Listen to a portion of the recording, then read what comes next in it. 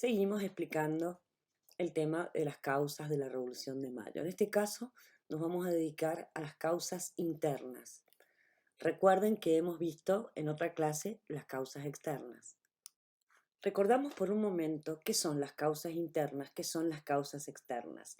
Las causas externas son acontecimientos que pasan fuera del virreinato, en otros reinos, pero que impactan en el virreinato, influyen de la misma manera que hoy en día pasan cosas en el resto del mundo e impactan en nuestro país. Las causas internas, en cambio, son sucesos que pasan dentro del virreinato y que permiten entender cosas que después van a salir a flote en los hombres de mayo de 1810.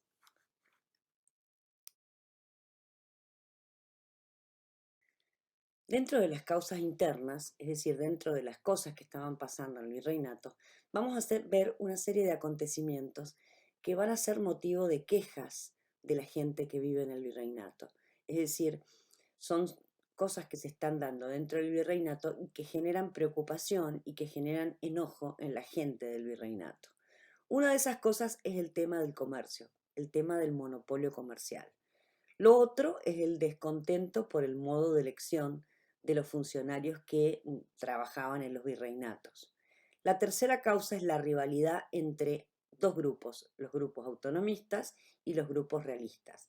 La cuarta es el papel de Buenos Aires y los porteños. La quinta es la posibilidad de que una hermana de Fernando VII, Carlota Joaquina, sea puesta como regente en el virreinato.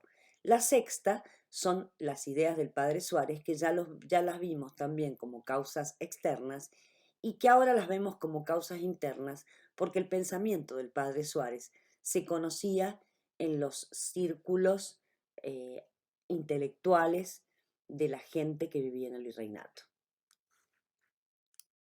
Entonces, empezamos por el primero, el tema del comercio. Había una realidad que a los americanos les molestaba profundamente y es que solo España podía comerciar con América, es decir, los colonos de nuestras tierras americanas, estaban impedidos de poder comerciar con otros reinos del mundo. La única que podía comerciar con las colonias americanas era España y esto generaba mucho fastidio, mucho enojo. Desde que Colón llegó a América, primero los austrias impusieron esto que se llamó el monopolio comercial, es decir, la única que controla el comercio de las colonias americanas es España. Y eran muy poquitos los puertos de España que podían recibir las mercaderías americanas y muy poquitos los puertos americanos que tenían permiso para recibir los barcos que venían desde España. Es decir, eran unos pocos puertos en España con unos pocos puertos de América. Esto se mantuvo así hasta el siglo XVIII. En el siglo XVIII comienzan a gobernar la familia de los Borbones. Los Borbones deciden modificar esto. Abren muchos puertos en España para comerciar con muchos puertos en América. Sin embargo, no hay libertad porque siguen siendo españoles con americanos y para que América pueda sacar sus productos, el único lugar donde le pueden vender es a España. Entonces, el monopolio, aunque parezca mentira, continúa. Lo único que hacen los Borbones es abrir más cantidad de puertos. Y ellos bastante ridículamente le ponen a este nuevo reglamento de comercio libre. En realidad de libre no tiene nada porque era, ya les digo, ampliaba el número de puertos, pero eran todos puertos españoles con todos puertos americanos. Y lo que muchos americanos querían es que el rey le dijese a las colonias americanas: señoras, pueden comerciar con el resto del mundo como se les dé la gana. Sin embargo, no había libertad comercial.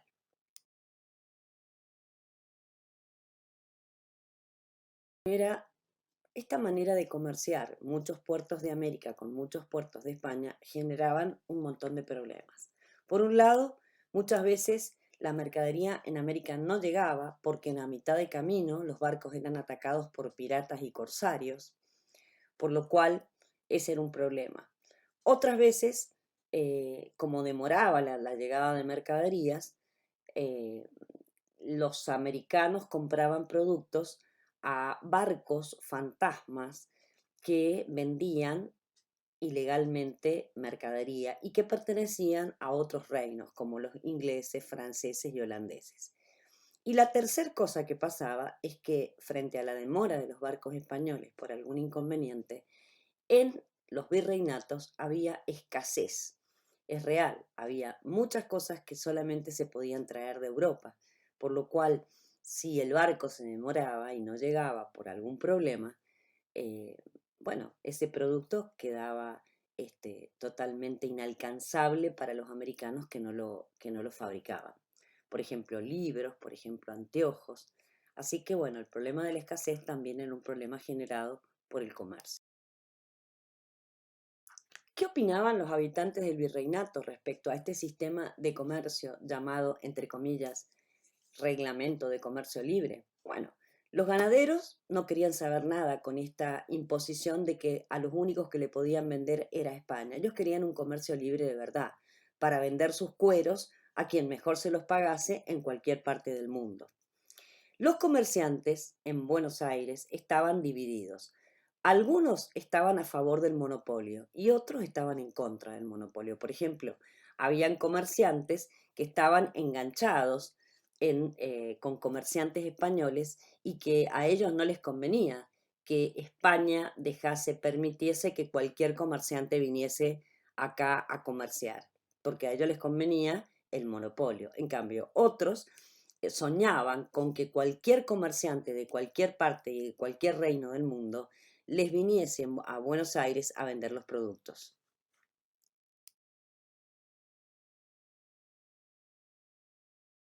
Antes de pasar al punto 2, aclaro qué significa la palabra monopolio. Alguien ejerce monopolio cuando controla todo. En este caso, el monopolio comercial era el control del comercio que España ejercía sobre todas sus colonias. Eso es un monopolio, cuando todo lo controla una persona. Mono, uno, polios, de polis, gobiernos. El control de las cosas bajo el gobierno de uno. El segundo punto es el tema de la elección de los funcionarios. Esto era un tema que generaba mucha bronca entre la gente del virreinato. ¿Qué es lo que la gente del virreinato notaba? Que el rey siempre elegía a españoles para ocupar cargos y los mandaba a América, como si acá en América no hubiese gente preparada para esos cargos. Y había gente preparada porque había escuelas, había universidades. Entonces era como que sentían los habitantes de América, sentían como discriminación. Les recuerdo que los habitantes de América eran de dos tipos. Todos eran españoles, pero habían algunos que habían nacido en España y otros eran españoles nacidos en América. Esos españoles nacidos en América tomaban el nombre de criollos. Como tercer punto, como tercera causa interna, estaba el picoteo que había entre dos grupos de opinión. No llegaban a ser partidos políticos, eran grupos de opinión, grupos de hombres que opinaban de dos maneras. Los autonomistas defendían la idea de que el virreinato tenía que lograr una cierta independencia, siempre respetando a la máxima autoridad del rey, pero que no dependieran tanto en todo. En cambio, los realistas decían que estaba bien como estaba, que era bueno que el rey controlase todo y mandase hasta los más últimos detalles de cómo se tenía que manejar en el virreinato. Había españoles nacidos en España que eran autonomistas y habían realistas que habían nacido en América, es decir, habían criollos realistas y habían españoles autonomistas. No es que todos los españoles querían que el rey manejase todo y todos los criollos querían ser autonomistas. No, estaba mezclado. Otra de las causas internas que van a influir en lo que va a pasar en mayo de 1810 es lo que yo he titulado el prestigio agrandado de los porteños. Los porteños eran especiales. Por un lado, eran los habitantes de la capital del virreinato. Buenos Aires era el único puerto de todo el virreinato, era como que era la única entrada que unía al virreinato con el resto del mundo. Y sus habitantes habían tomado mucho valor y se sentían muy orgullosos porque solitos y sin ayuda de nadie, sin ayuda de ninguna parte del virreinato, solitos los porteños habían sacado 2 veces a los ingleses en sus intentos de invadir el virreinato. Esto había pasado en 1806 y en 1807. Esto había hecho que los porteños se sintieran un poco como agrandados y como que el virreinato, eh, digamos, fundamentalmente debía estar conducido por ellos, por los porteños, por los hombres políticos de la capital. Vale la pena que les cuente de qué modo los porteños lograron sacar solos, sin ayuda de nadie, a los ingleses que intentaron ocupar la capital del virreinato. Bueno, ustedes saben que en 1806, cuando llegan los ingleses y desembarcan, que nadie los esperaba, el virrey Sobremonte decide irse a Córdoba, no por una actitud de cobarde, sino para desde Córdoba organizar la recuperación de la capital. La cosa es que los ingleses toman posesión de Buenos Aires y se quedan en el fuerte y empiezan a dar órdenes. Los porteños, solos, a escondidas, deciden organizar la recuperación de la ciudad de Buenos Aires.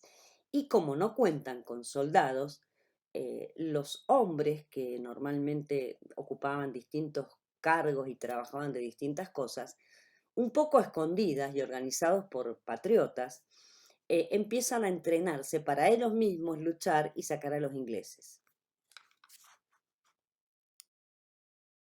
Así es como arman milicias. Las milicias son regimientos de gente que no es profesionalmente un soldado. Un miliciano es aquel que no ha seguido la carrera militar, sino que ha tenido que tomar las armas y entrenarse por algún motivo concreto. Los porteños se organizaron en regimientos bajo la conducción de distintos jefes y empezaron a entrenarse a escondidas para tomar la iniciativa y expulsar a los ingleses que se habían apoderado de la capital del virreinato. Uno de los regimientos más importantes de milicianos que se armó en ese momento fue el regimiento de los patricios.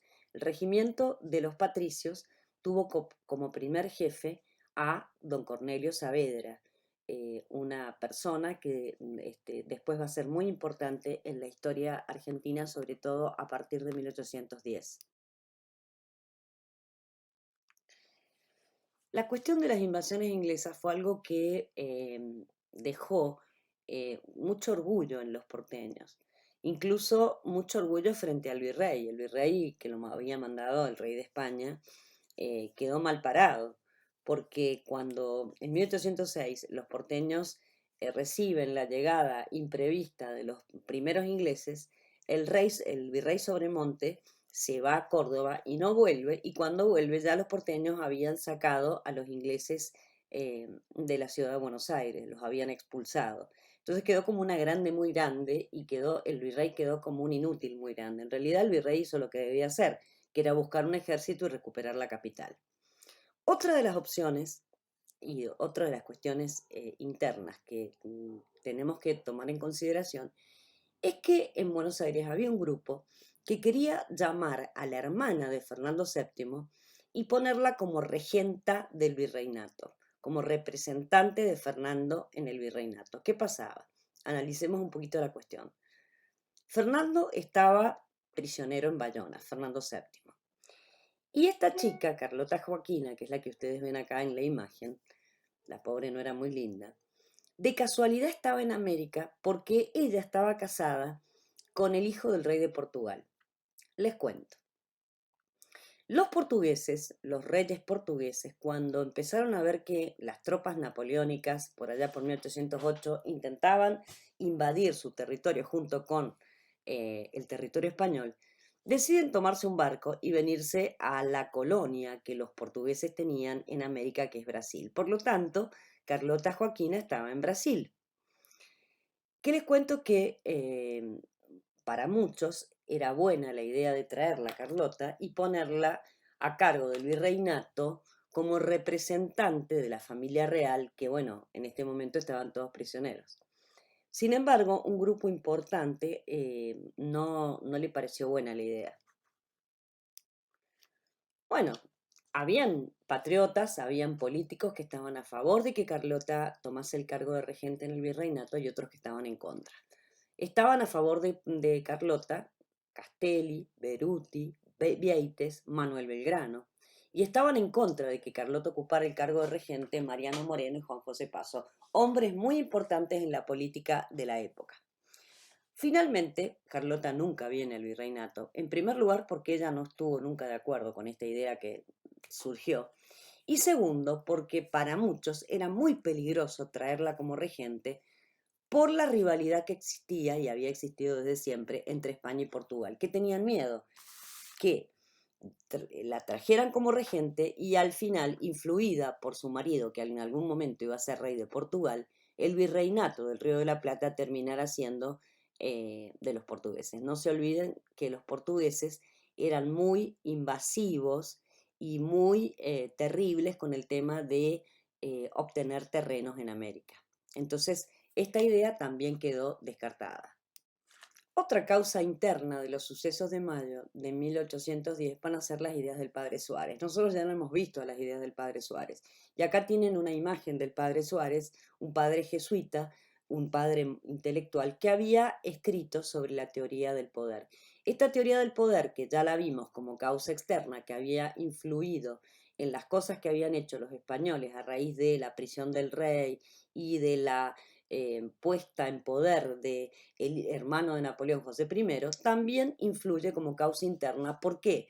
Porque los hombres del virreinato que estudian en las universidades del virreinato, que son la Universidad de Córdoba y la Universidad de Charcas, conocen las ideas del padre Suárez, conocen las ideas del poder y las van a aplicar en mayo de 1810. ¿Quién era este padre Suárez? Era un filósofo español, sacerdote jesuita, que hace una teoría del poder y que la hemos visto cuando estudiamos las causas externas. Así como los españoles aplicaron la teoría del padre Suárez y armaron primero la Junta Central y después el Consejo de Regencia, en mayo de 1810 también los hombres del virreinato, también los porteños, van a aplicar la teoría del padre Suárez y esa será una cuestión que vamos a ver en las clases de la semana que viene.